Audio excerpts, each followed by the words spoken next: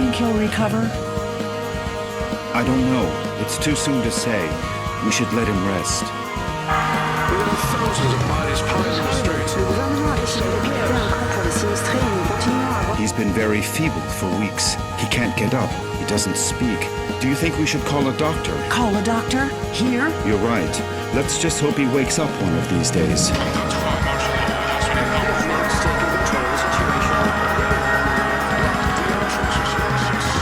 Come on, my friend. Hang on. Don't give up. Please, let me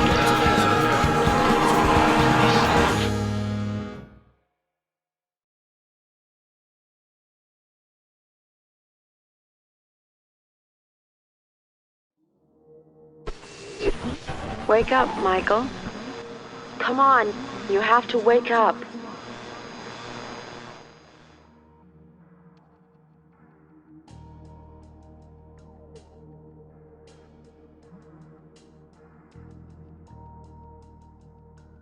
Where are you?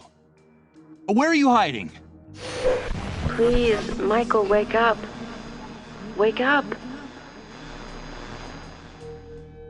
This silence. And this darkness. Where am I? Damn it. I can't remember. What's happening? What is this place? Please, tell me. Michael, please wake up. You have to wake up.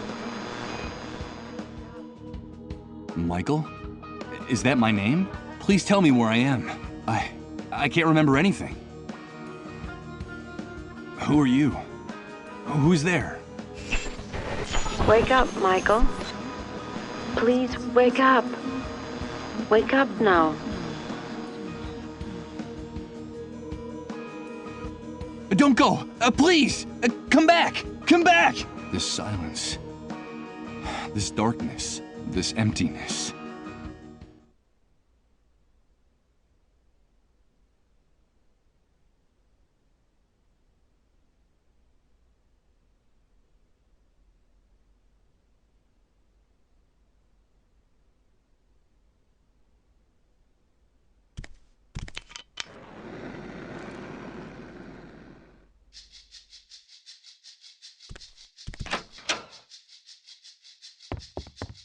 Good morning. I hope you're feeling better. But... Now don't be alarmed. I'm glad you feel strong enough to get out of bed. That's wonderful news. I must say you're looking much better, considering what you've been through, of course. Who are you? Ah, yes, of course. Forgive my manners. You've been with us for so long that I forgot that you don't know who we are. Allow me to introduce myself. My name is Rod Atkinson. I was the director of the Municipal Property Registry before, well, you know, before the world collapsed on us. Pleased to meet you, Mr. Atkinson. But...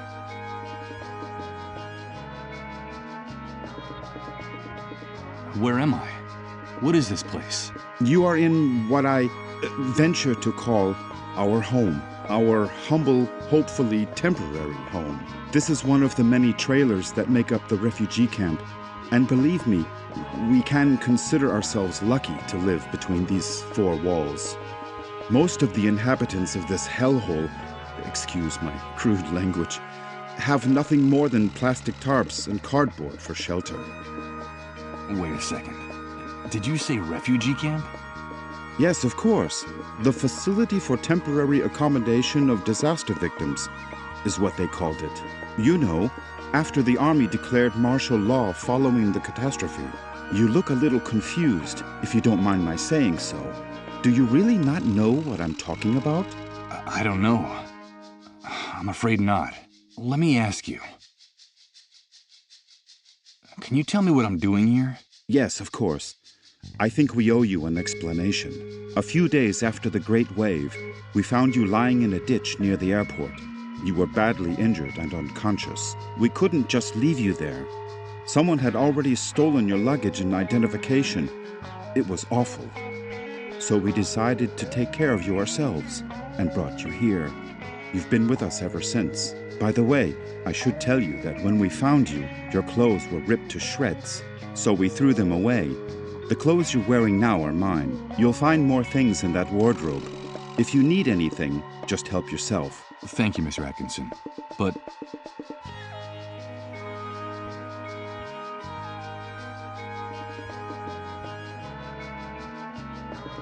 from what you've told me, I see that you've saved my life.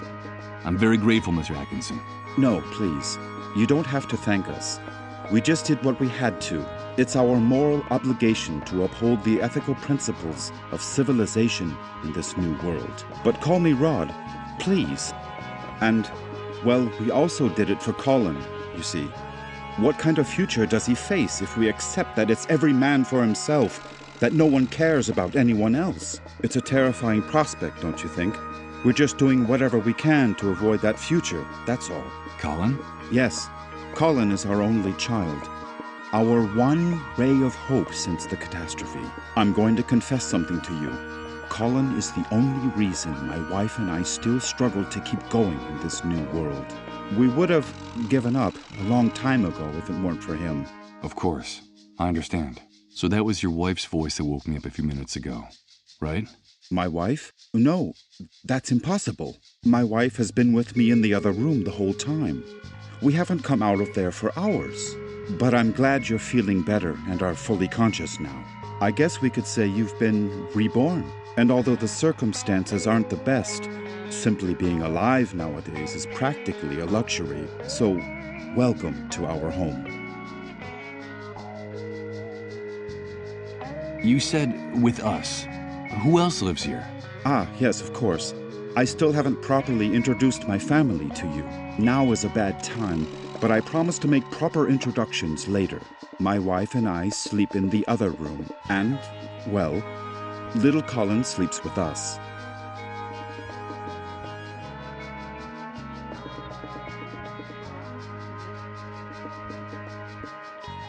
The Great Wave? What are you talking about? Well, what would I be talking about? That damned, excuse my language, explosion that brought ruin to all of us. The origin of this filthy new world that now seems to be our permanent reality. But do you really not remember? Do you really not remember anything about all this? I feel a little weak and dizzy, Mr. Atkinson. Excuse me. I'm afraid I can't. I can't remember a thing. I see. There have been many cases like yours in the camp. Try to rest and not to get too agitated. Well, there's one thing I can tell you. You can consider yourself fortunate. There's nothing nice to remember about recent times, believe me.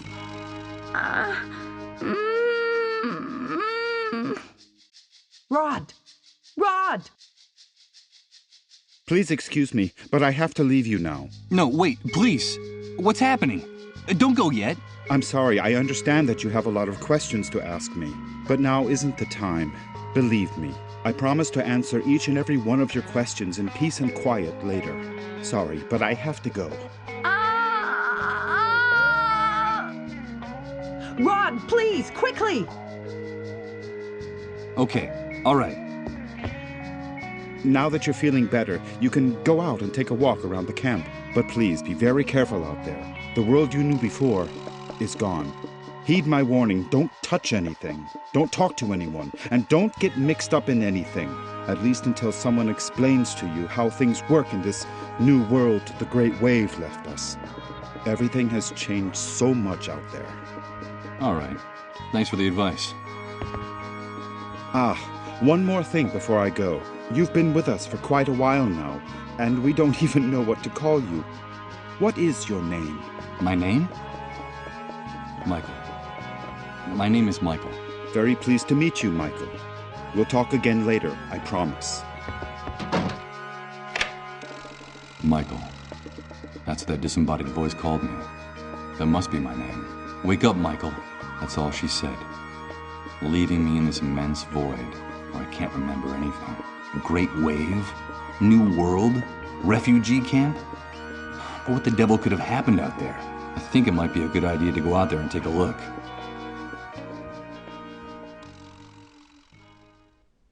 A depressing sight. A damp mattress on a bed frame and dirty, rumpled sheets. This is the bed where I've been convalescing all this time. With the glass in the door broken and that thick coating of grease lining it, I doubt anything's been baked in this oven for a long time.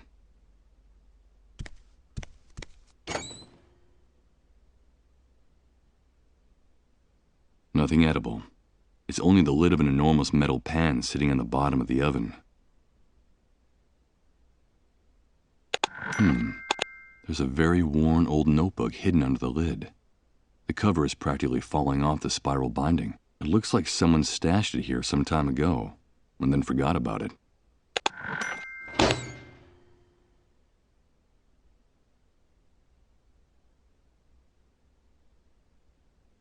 A pile of frying pans, plates, and dirty silverware waiting to be washed. Ugh, this place smells like a cheap, greasy spoon.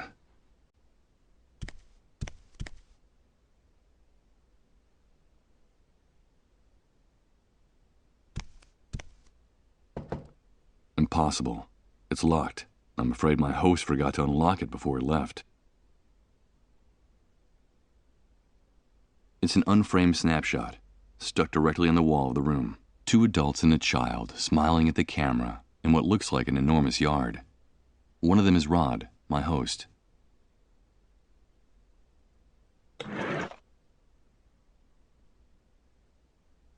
It's an old accounting ledger that still has a few blank pages left in it.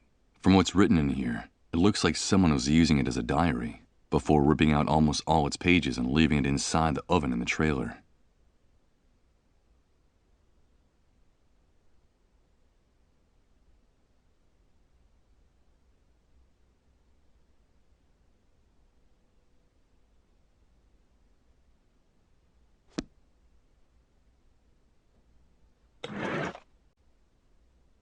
It's a bit dented. It was used to cover a very large roasting pan. In fact, it still has some traces of food stuck to it.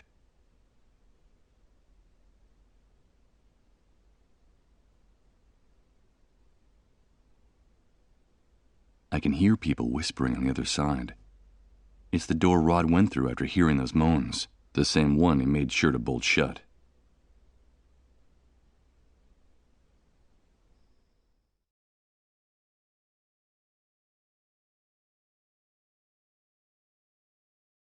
Good God, what the hell happened here? Rod was right. I don't know what hit this place, but whatever it was, it struck into its very foundations, without any mercy whatsoever. What's happening now? You better hide, dude. Don't you know that it's dangerous to show your face when the cleanup brigades come into the camp? You're new here, aren't you? Yeah, you could put it that way. Well, welcome to your new home. I'm Hank, but everyone calls me the Hunter. I'm Michael. But what's going on up there? Nothing, Mike, just routine. The cleanup brigades are taking away a sick person, a dissolved. You know how it is, just doing their job. Ironically, that house belongs to one of the camp moles. Those traitorous scumbags. Brigades, dissolved, moles. I don't know what you're talking about. I can't remember anything. Oh, I see, you're a blankhead. Well, you better get up to speed real quick if you want to survive here, Mike. Find me if you need help, dude. I can get you whatever you need. Doesn't matter where it is, how fast it runs, or where it tries to hide. That's why they call me the Hunter. All right, I'll remember that. Come back here!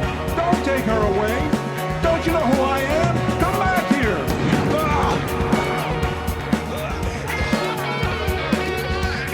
They shot that poor man in cold blood. But why did they do that? Hey, Hank?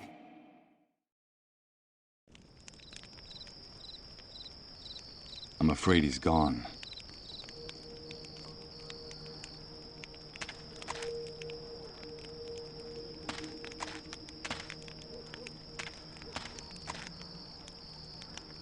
Someone improvised a bonfire inside that drum.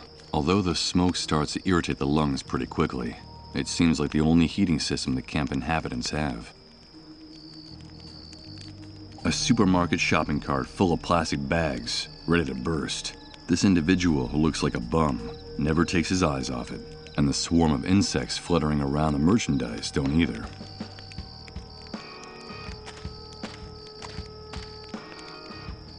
Hey, you! Don't even think of putting your paws on that shopping cart. Stay away from my stuff, or I swear I'll rip your guts out with my bare hands. Okay, calm down. I won't touch anything.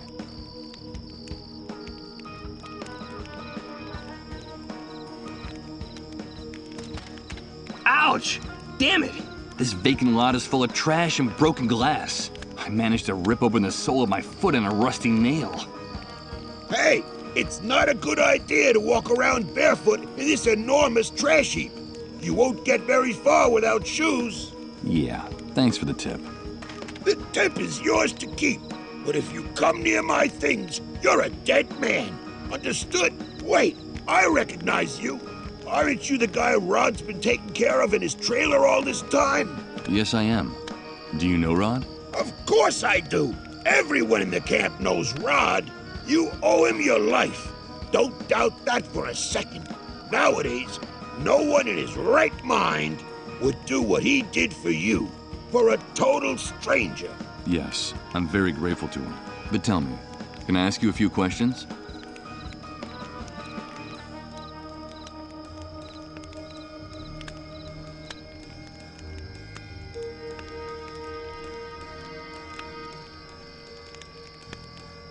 This shooting.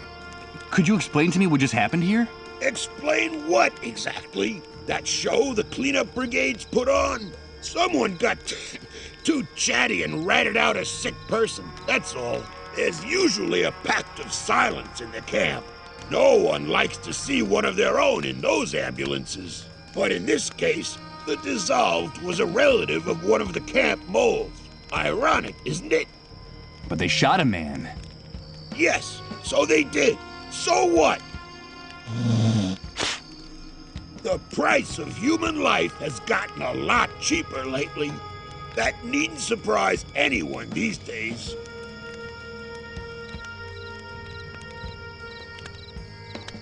A camp mole? What is that exactly? A spy, a stool pigeon. It's in the Army's interest to control the camp from inside. And so they pay some of the inhabitants to feed them information about what happens on this side of the fence. Who comes in, who goes out, who causes trouble, and, of course, who gets sick. They're scumbags, but very well-paid scumbags. And they have certain privileges that no one else in here has. Never trust a mole. They'll do anything to hang on to the favors the Army gives them in this hellhole. Okay, I'll take your advice.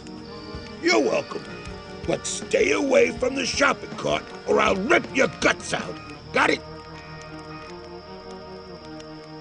Did you say dissolved? Of course. Dissolved.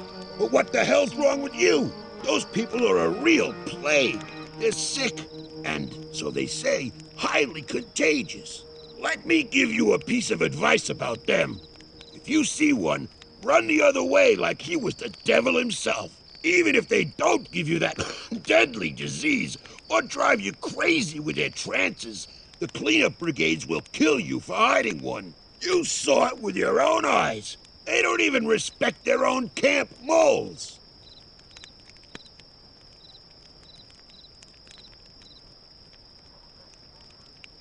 Tell me about Rod Atkinson. Well, I don't know him very well, but they say he's decent enough. Too decent for the times we're living in.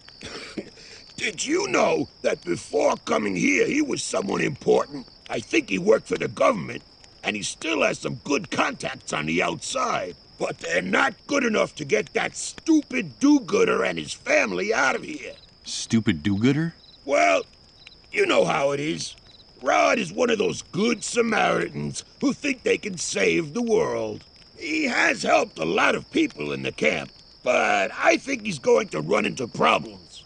I reckon that he's too weak for these times. I don't know how long he'll be able to survive. You said he had a son. A pretty good reason to hang on, don't you think? Yes, Colin.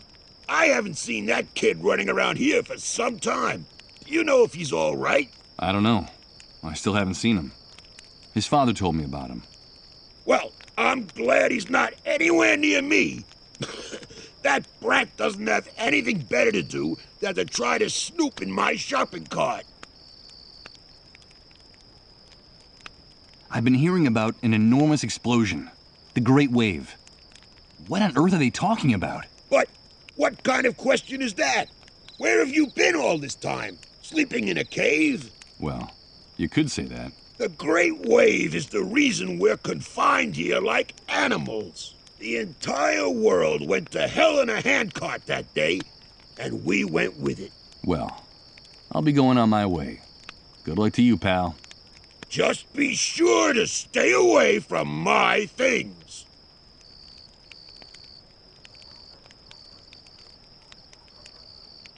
This tangle of metal was a driver's door once upon a time.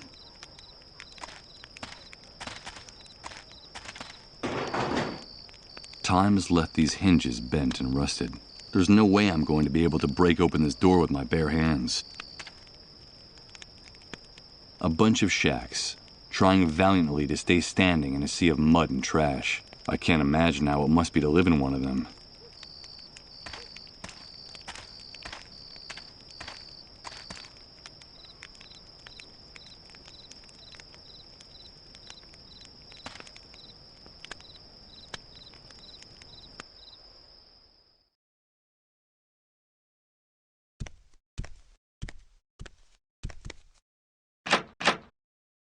It's no use. It won't open. I heard Rod bolt it from inside.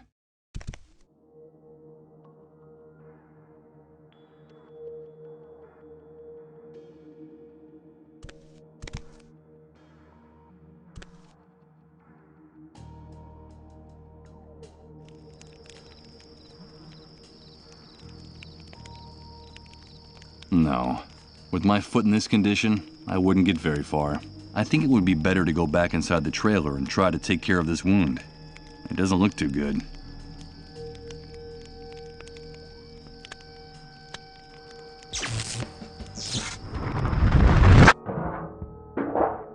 But what's happening?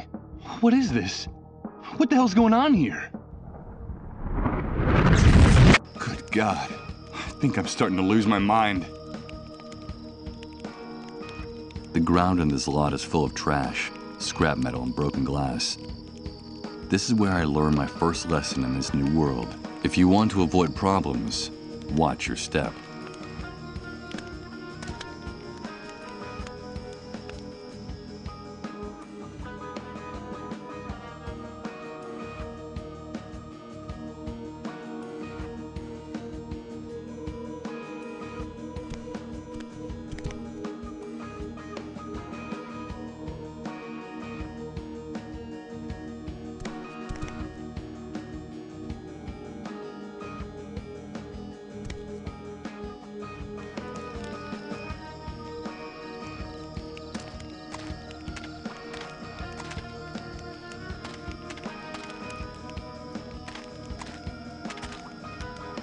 The enormous trailer that serves as a home for Rod and his family. I find it hard to imagine that this heavy old monstrosity ever traveled on the highway.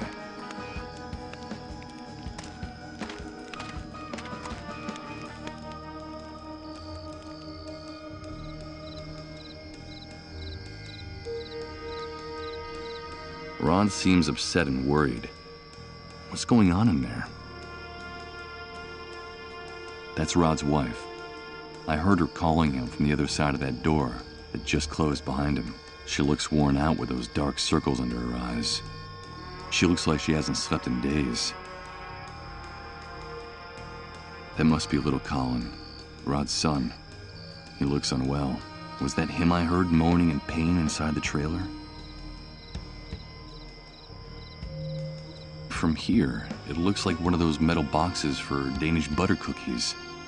And judging from how worn it looks, I'd say that it's been reused over and over again. I can't reach it from here.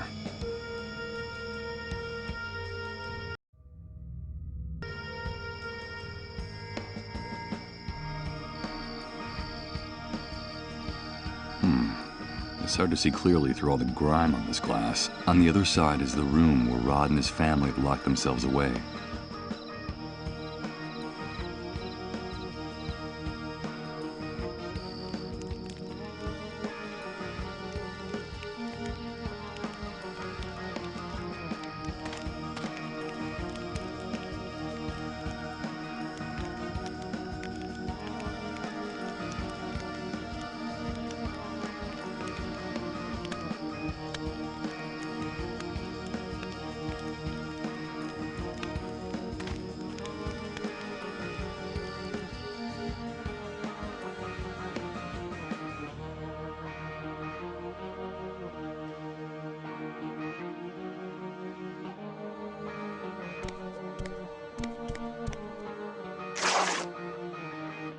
look at that.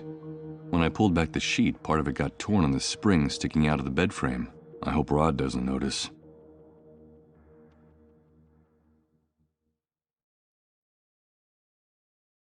The bed frame under the mattress is so battered that one of the springs is turned into a very sharp protruding object. I'm not going to snuff out this oil lamp. This place looks sinister enough with light.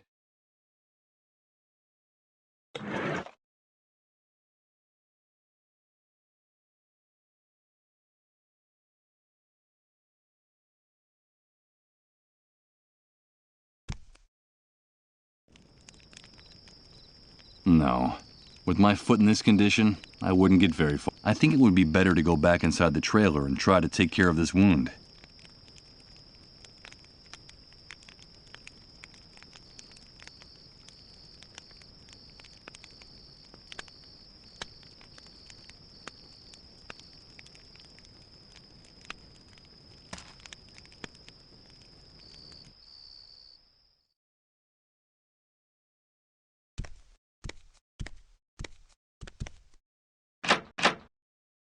It's no...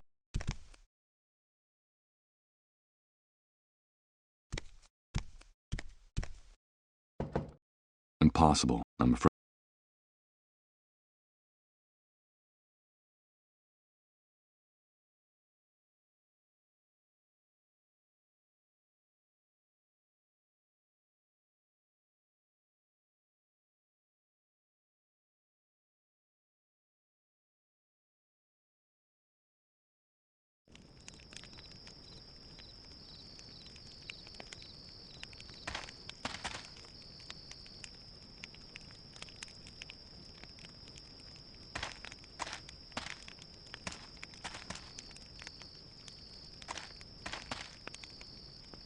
Hey, you! Okay.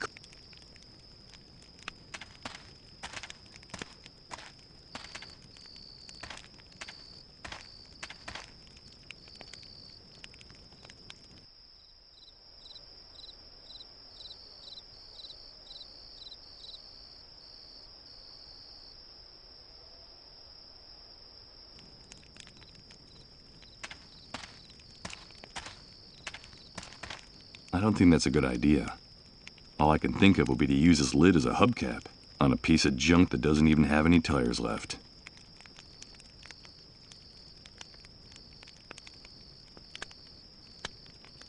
I don't see anything here that could be covered.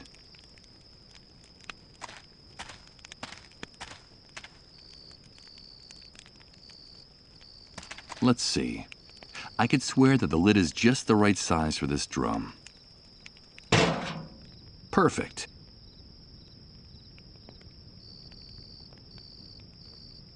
Damn it! What's going on?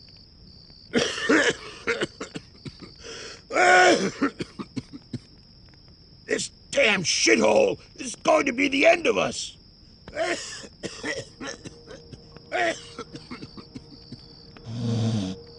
Damn it! What's going on? I'll have to do this quickly before this man stops coughing. Well, let's see what we have here.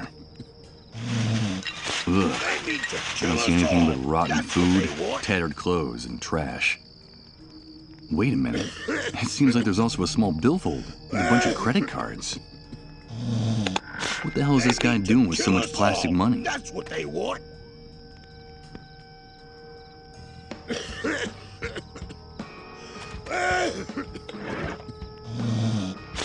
These are the charred and misshapen remains of a bank card.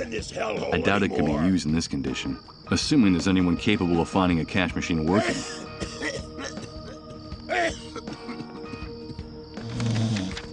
Damn it!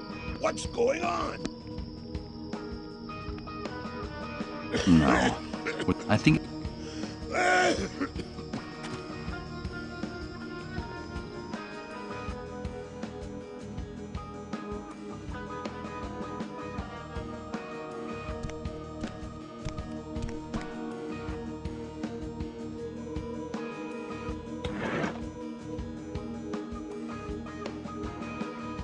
I'm afraid it's no use. Rod bolted it from the other side.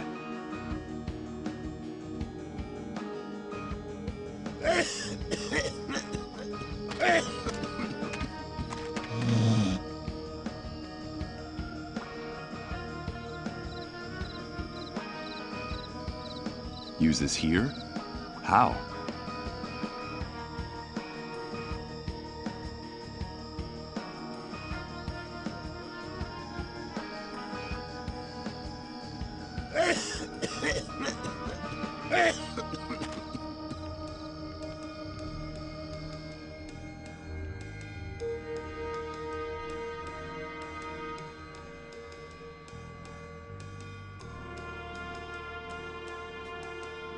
Let's see if I can do this. Good. The mechanism gave way on the first try, but the card is trashed. For my sake, I hope that guy outside never finds out about this. The label says single malt Scotch whiskey, and the seal on the cap is still intact.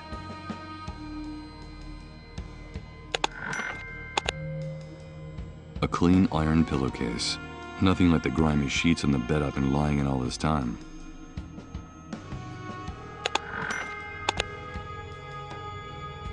At first glance, I'd say those old loafers are too big for me, but Rod offered me any clothes I might need, and I don't see anything else around here. Not just yet. I'm grateful to Rod for his hospitality, but these old shoes don't look very clean. It won't take more than a few hours for the wound on my foot to turn really ugly. And the last thing I need now is a serious infection.